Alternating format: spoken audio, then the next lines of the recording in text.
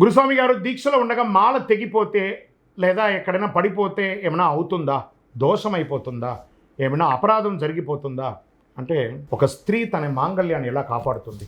కళ్ళగద్దుకొని ఎలా పెట్టుకుంటుంది? కళ్యాణం అయినప్పటి నుంచి అది ఎప్పుడు పెరుగుతుందో కూడా తెలియదు. చాలా జాగ్రత్తగా చూసుకుంటుంది ప్రతి స్త్రీ. ఇది వచ్చి మాంగళ్యాన్ని జాగ్రత్తగా చూసుకునే వాళ్ళకే కానీ తీసి తాలిబొట్టుని పక్కన పెట్టే వాళ్ళకి కాదు. ఇది మాంగళ్యాన్ని కళ్ళగద్దుకొని చూసుకునే వాళ్ళు ఇంకా ఉన్నారు. అలాగే మనం మాల వేసుకునేటప్పుడు అందులో ఒక ముద్ర మాల ఉంటుంది, ముద్ర ఉంటుంది, అయ్యప్ప ముద్ర.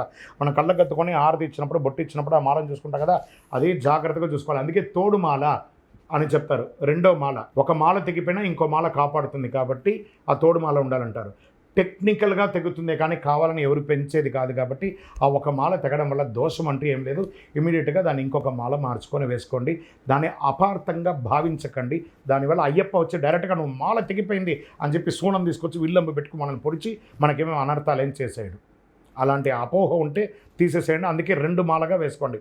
అందుకే మీరు వేసుకునే మాల బాగా బాగుందా, బందోబస్తుగా ఉందా అని చెప్పి ఎక్కడో షాప్లో కొనుక్కొచ్చి వేసేయకండి.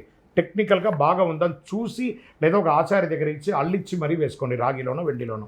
శరణమయ్యప్ప.